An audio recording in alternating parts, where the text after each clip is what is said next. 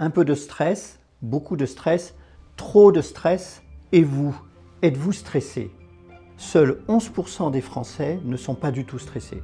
Entre 50 et 60% de l'ensemble des jours d'arrêt de travail en France sont en réalité dus au stress et représentent des centaines de millions d'euros. Qu'il soit aigu ou chronique, le stress va abîmer votre santé, provoquer des maladies cardiovasculaires, des prises de poids, des pertes de sommeil et parfois de la dépression et jusqu'au burn-out. Oui, le stress est partout dans nos sociétés. Nous vivons une vie de plus en plus stressante. Aujourd'hui, je voudrais vous parler du stress et de comment vous en débarrasser.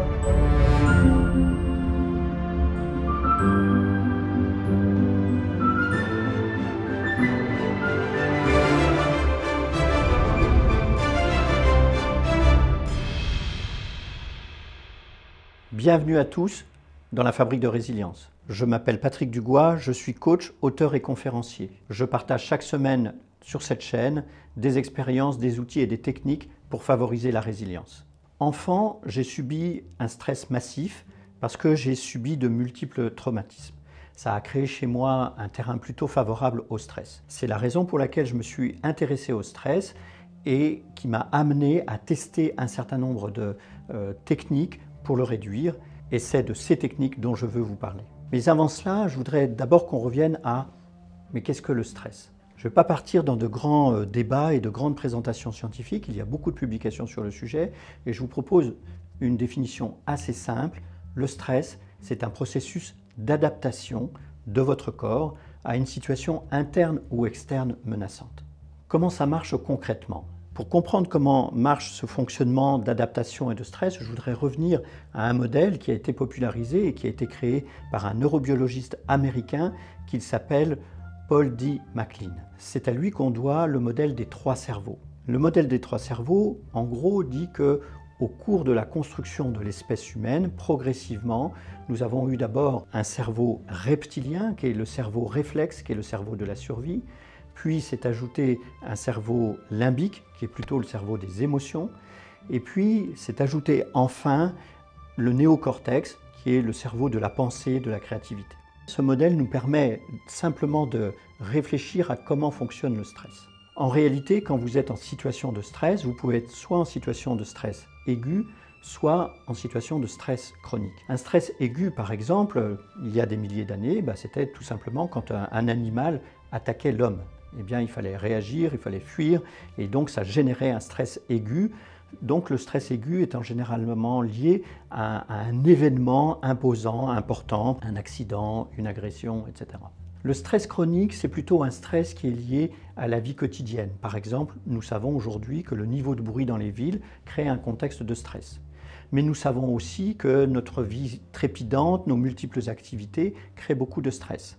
Ça va se manifester par plein de comportements. Je vous donne simplement quelques exemples. Vous êtes à la boulangerie, vous êtes en train d'acheter votre pain et vous avez 2 ou 3 personnes devant vous et, pas de chance, vous avez devant vous cette personne qui fouille dans son porte-monnaie pour trouver des pièces pour payer. Puis elle ne trouve pas la bonne pièce et ça prend quelques secondes. Il se trouve que ce jour-là, vous êtes pressé, peut-être que vous allez chercher vos enfants à l'école ou que vous devez passer voir quelqu'un ou un rendez-vous, peu importe. Résultat de l'opération, vous allez vous impatienter. Peut-être qu'à un moment, vous allez maugréer. Peut-être même qu'un échange va avoir lieu, il y aura peut-être même un incident. Pourtant, vous n'avez attendu que quelques secondes. Simplement, vous êtes en état de stress. Et le fait d'être en état de stress fait qu'au feu rouge, nous allons peut-être agresser notre collègue de la voiture d'à côté ou que nous allons bousculer quelqu'un dans un couloir de métro. Là, nous sommes dans le stress chronique. Quand on regarde, le stress, il peut avoir 1000 sources et 1000 conséquences. 1000 sources, c'est que vous voyez bien que dans la vie quotidienne, etc., il y a de multiples choses qui peuvent vous stresser.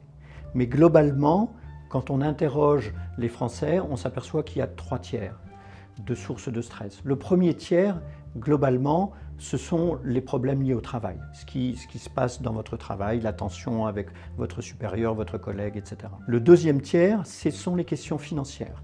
Énormément d'éléments qui viennent du stress viennent des questions d'argent, du manque d'argent, des prêts, des dettes, peu importe les questions, mais ça va générer beaucoup de stress. Et puis le troisième tiers, ce sont plutôt des questions personnelles avec soi-même ou avec ses proches.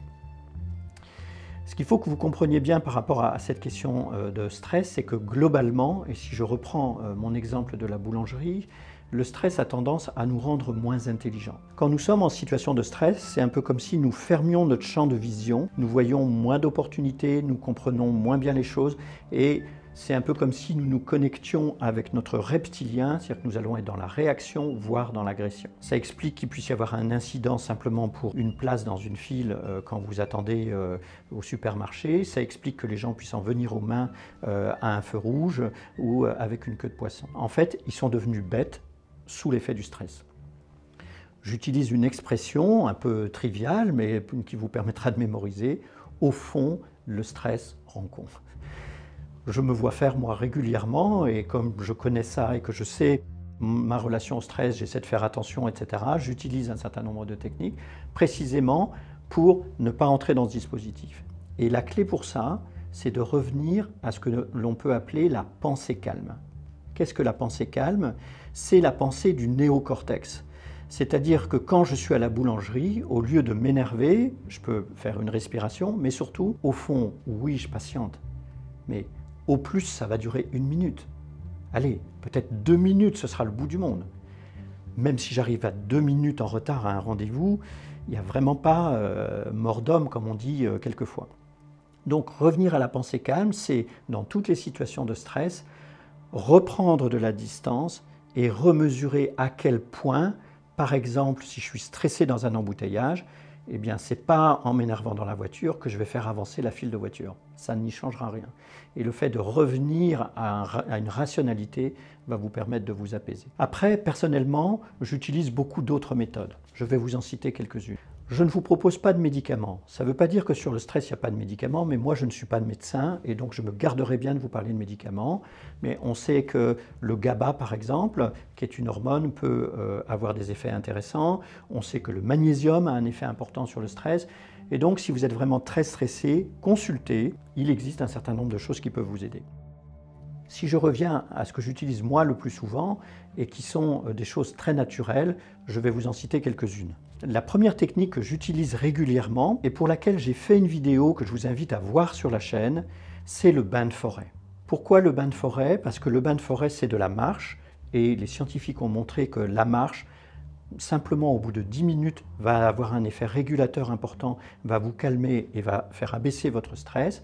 Et si vous en faites un bain de forêt, c'est-à-dire en pleine conscience, en respirant, en regardant ce qui se passe autour de vous, eh bien ça a un effet extrêmement important en termes de détente. La deuxième technique que j'utilise régulièrement, qui est à ma connaissance une des meilleures techniques et qui peut s'utiliser partout, tout le temps, c'est la respiration, mais pas n'importe quelle respiration, la cohérence cardiaque. Je ne vais pas vous faire tout un élément sur la cohérence cardiaque, vous trouverez sur YouTube, sur Internet, énormément de vidéos qui vous présentent ce dispositif. Ça s'apprend en quelques minutes, ça vous sera très utile et on sait qu'une seule séance de cohérence cardiaque de quelques minutes va vous déstresser pendant plusieurs heures. J'utilise également aussi évidemment la méditation. Alors je sais que certains d'entre vous peuvent être un peu réfractaires à la méditation, être assis en silence, etc. D'abord, vous pouvez utiliser de la méditation avec une musique douce qui sera apaisante. Et puis, vous n'avez pas besoin d'y passer 3 heures. Les chercheurs ont montré que dès 10 minutes de méditation par jour, simplement au bout d'une semaine, 15 jours, vous aurez déjà les premiers bénéfices en termes de détente globale et de baisse de votre propre stress. Je voudrais maintenant vous présenter 2 ou 3 techniques qui vont vous paraître plus insolites mais qui fonctionnent également.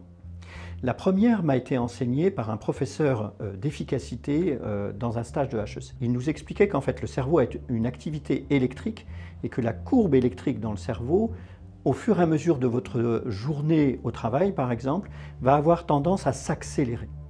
Et il vous suffit de vous arrêter 1 minute, d'aller prendre un verre d'eau, de prendre votre verre d'eau en conscience et c'est un peu comme si ça remet le compteur à zéro. Donc d'un coup ça vous remet au calme, ça évite l'emballement de l'activité. C'est une technique très simple, ça peut être un verre d'eau, ça peut être prendre un thé, peu importe, mais vous le faites en milieu de matinée, en milieu d'après-midi, 2 minutes par jour, et ça va beaucoup vous calmer. Une deuxième technique que j'utilise beaucoup, qui est liée plutôt au stress, lié aux enjeux professionnels ou aux enjeux familiaux. Vous savez, ces affaires qui vous tournent dans la tête, qui vous inquiètent pour telle ou telle raison. Et là, la technique est simple. Vous allez prendre un post-it et vous allez écrire dessus « ce n'est pas important ». Et puis ce post-it, vous allez le scotcher, vous allez le mettre sur votre table de nuit et au moment où vous vous couchez, vous lisez le post-it « ce n'est pas important ». C'est simplement un peu une autosuggestion et une programmation qui fait que vous vous en faites pour des choses qui, en réalité, vont s'avérer moins importantes que prévu et vont moins vous mobiliser que vous ne vous l'imaginiez. Et c'est en fait votre imaginaire qui crée du stress. Le fait d'écrire « c'est pas important » va faire baisser le stress. Enfin, une dernière technique que j'ai découverte à la faveur de mes recherches et qu'aujourd'hui je n'utilise pas, mais que je vais tester et que je vous inviterai à tester, c'est une technique qui consiste à se parler à la troisième personne. Ce sont des chercheurs américains qui ont mené ce travail sur le stress. Ils font l'expérience suivante. Ils proposent à un groupe de personnes de regarder des images particulièrement stressantes et ils contrôlent avec de l'imagerie cérébrale les réactions du cerveau. Dans le premier cas, les personnes doivent exprimer leur réaction à toutes ces images stressantes en jeu. Par exemple, je suis stressé ou j'ai peur de cette image ou je me sens agressé, etc. Pour un deuxième groupe, ils vont faire la même expérience, mais simplement la personne ne va pas parler en jeu, mais elle va s'adresser à l'expérimentateur sur la base de ces images stressantes, mais en s'adressant à la troisième personne. Et par exemple, elle va dire, imaginons que ce soit moi qui soit la personne qui passe cette expérience, pourquoi Patrick est-il stressé? Pourquoi a-t-il peur de cette image? Pourquoi se sent-il d'un coup agressé? Peut-être vous pourriez trouver surprenant que simplement le fait de s'adresser à la troisième personne fasse baisser le niveau de stress et ralentisse l'activité cérébrale. Eh bien, ça a été mesuré par ces chercheurs et c'est la réalité. Pourquoi? Parce qu'à partir du moment où vous parlez à la troisième personne, c'est comme si vous aviez plus d'empathie pour vous-même, plus d'attention, plus de bienveillance, et ça va avoir un effet sur vos émotions et ça va servir de régulateur. Cette dernière expérience, je vous invite à la tenter quand vous êtes en situation de stress, de vous dire « Ah Patrick, qu'est-ce qui fait que d'un coup ton cœur vient de s'accélérer? Qu'est-ce qui fait que d'un coup tu ne te sens pas très bien ?» etc. Le fait de faire ça plutôt que de se dire « Ah bah je suis stressé », aura un effet supplémentaire si l'on en croit ces chercheurs. Voilà, j'espère que cette vidéo vous aura inspiré, qu'elle vous permettra de mieux réguler votre stress, de le faire baisser, d'avoir un mieux-être personnel au travail. Et puis je vous donne rendez-vous à très bientôt pour un nouvel épisode dans la Fabrique de Résilience.